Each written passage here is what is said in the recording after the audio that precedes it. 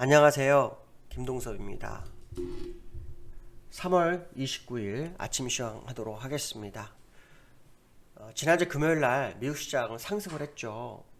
지난주 목금요일에 상승하면서 주봉상으로는 이제 양봉으로 마감하는 모습이 됐는데요. 상승 이유는 이틀 연속 경기 회복에 대한 자신감, 기대감 이런 걸로 상승을 시켰습니다. 첫날 거는 주간 실업 청구 건수가 전주 대비로 낮아졌다, 줄어들었다, 그렇게 상승을 시켰고요.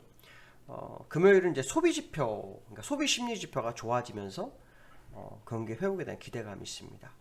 아시겠지만 바이든 대통령이 취임하면서 첫 취임 연설에서 백신 접종 속도를 높이겠다 이 얘기를 했고요.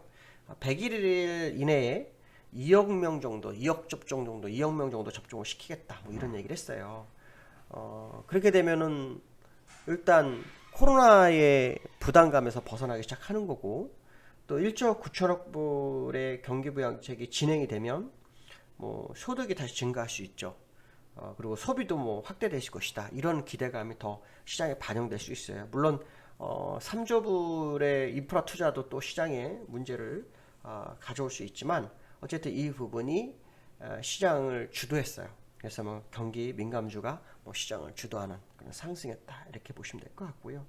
그 다음에 국채금리는 1.61%에서 1.67까지 올랐어요. 다시 그러니까 1.75까지 갔다가 1.61까지 밀렸다가 다시 1.67이 됐어요. 그럼 주가가 안 빠졌어요.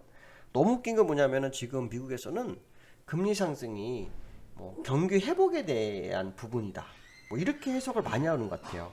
그러니까 금리 상승은 경제 전망에 매우 긍정적이다 이런 생각을 하는 것 같습니다. 패트릭 하커 필라델피아 연은 총재도 이런 발언을 한 거죠.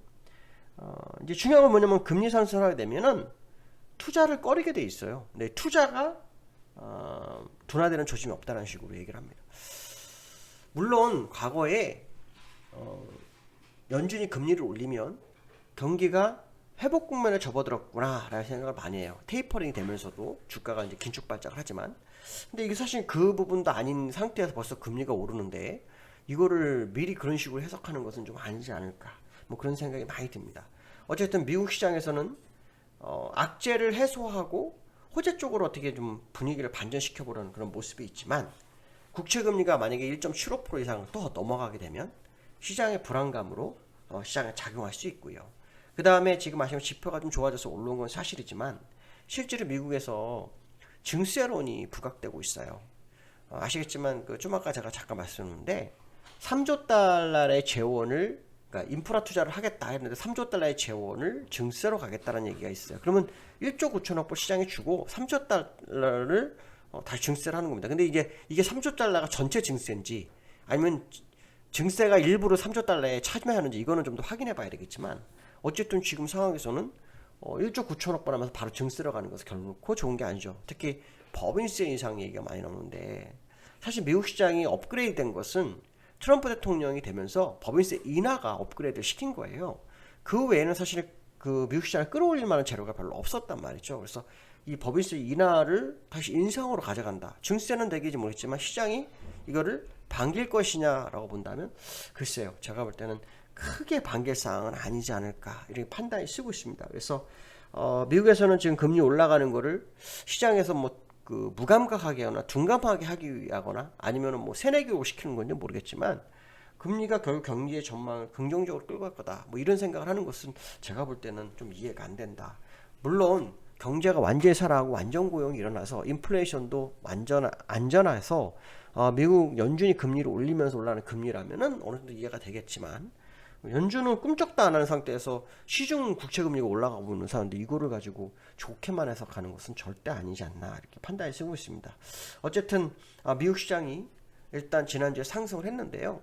기술적으로 한번 보면 다우는 이틀, 아까 좀 말씀드린 이틀 상승시켰어요. 요거는 아시겠지만 실업 청구 건수가 줄어든 거, 요거는 소비 지표가 좋아진 거. 그래서 어쨌든 기술적으로는 이전 고점 부분까지 다시 왔고요.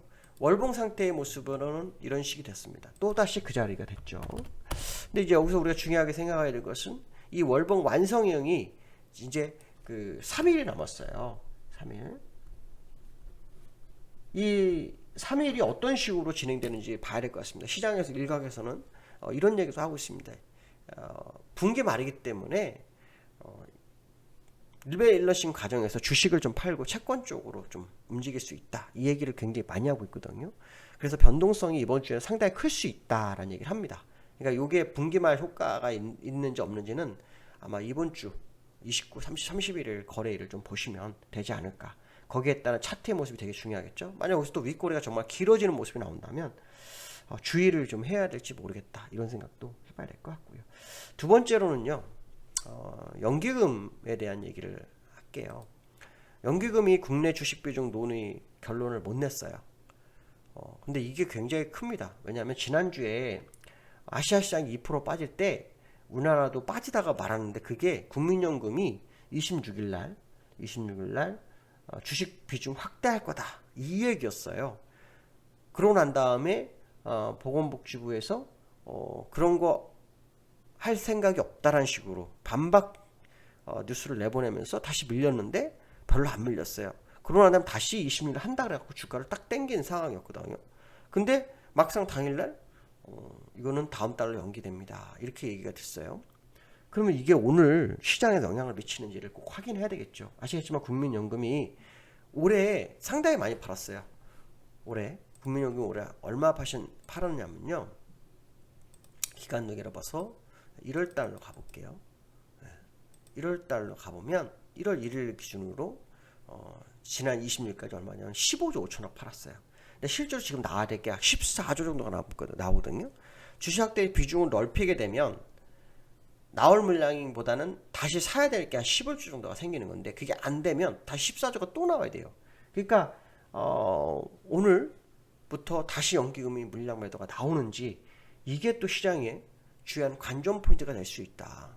그러면 지난주에 주가를 하락을 멈추게 하고 주가를 끌어올렸던 재료 중에 하나였던 이 부분이 오늘 시장에서 다시 하락으로 연결될지도 한번 확인해야 되겠습니다. 물론 시간이 지나가서 또 잊혀질 수가 있어요. 그렇지만 일단 실망 매물이 좀 나올 수 있다는 것도 한번 생각해 봐야 될 것 같고요. 그다음에 세 번째로는 국내 증시에서 개인의 거래 대금이 상당히 많이 줄었다고 합니다. 약 38% 정도가 줄었다고 하죠. 그럼 개인님 매매가 줄어든 게 무슨 의미가 있어? 라는 생각할 수 있겠지만 그렇지 않습니다. 왜냐하면 우리나라 시장 작년에 개인들의 매수를 올렸다고 하는 게 정설이잖아요. 올해도 개인들을 얼마 사고 있나요? 1월부터 지금까지 약 37조나 사고 있습니다. 작년 한 해 동안 개인들이 산 게 얼마나 샀나 볼까요? 한번 재미있는데 이거 한번 볼게요. 작년 한 해 동안 개인이 산 게요. 1월 1일부터 3월부터 봐야 되겠죠. 바닥부터 그렇죠? 3월 19일부터 한번 볼게요. 3월 19일부터 작년 한 해 동안 개인들이 산 게 얼마인가 볼까요? 12월 말까지요. 31일까지 29조 샀어요. 근데 재미나지 않습니까? 작년 3월 19일부터 29조를 샀는데요. 올해 어떤 일이 벌어지고 있나요? 올해 이거보다 더 많이 샀어요. 아까 얼마 샀어요? 3월 26일. 그 다음에 올해 1월 1일부터 그 다음은 37조. 작년보다 지금이 더 많이 샀어요. 그것도 3개월 만에. 그러니까 개인들이 시장에서의 그 영향력이 굉장히 컸는데 그들의 매수 대금이 증가해가지고 증권사가 수익이 난다 이런 얘기까지 나왔었잖아요. 근데 이게 줄어들었어요. 얼마나 줄었냐면 작년 11월 1일부터 주가가 1000포인트를 날아갔잖아요. 그때 11월 달에 평균 거래 대금이 42조 5천억이었어요. 42조 5천억. 그리고 12월 달에 얼마냐면 52조 4천억이었어요. 그다음에 1월 달에 얼마였냐면 61조였어요. 61조. 그러고 난 다음에 얼마냐? 그 다음에 2월 달 지난달에 47조 6천억이었습니다. 근데 지금 얼마냐면 38조예요. 그러면 맥스를 간 거에 약 40%가 줄어든 거예요. 그 얘기는 무슨 말이에요? 시장에서 사고팔고 하는 변동성이 굉장히 큰데도 불구하고 사고파는 사람이 줄어든 거죠. 그리고 오히려 물려있는 상황일 수도 있다는 이런 생각도 할 수 있어요. 그렇기 때문에 개인들이 시장에서 힘이 붙이는 거죠. 왜냐하면 공매도 금지 연장이 일단 제한돼 버렸고 연기금도 또 지금 주식 확대가 안 됐다면 또다시 줄어들 확률이 굉장히 높아요. 그 얘기는 뭐냐면 개인들의 힘이 굉장히 약화됐다는 것을 해석해 볼 수 있죠. 그러니까 이런 부분도 보면 개인의 거래 대금이 증시에 상당히 악영향을 미칠 수 있다. 이런 생각도 해볼 수 있겠죠. 결국은 개인 참여가 굉장히 많이 시장에서 없어진 거다. 이런 생각해야 되겠죠. 어쨌든 이번 주부터 우리가 시장이 굉장히 중요할 것 같은데, 왜냐하면 4월로 넘어가고 월봉 캔들 만들고 분기가 마무리되는 상황이잖아요.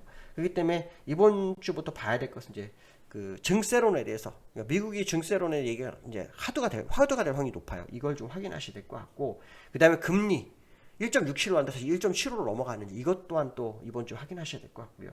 그 다음에 연계금이 다시 매도가 재개가 될 확률이 높아졌죠. 그렇기 때문에 연계 매도가 얼마나 되는지, 그 다음에 아까 말씀드린 것처럼 미국이 주식에서 채권으로 지금 이동할 수 있다는 얘기가 나왔어요. 미국 시장이 이번 주에 변동성이 굉장히 클 수 있다는 얘기가 나오거든요.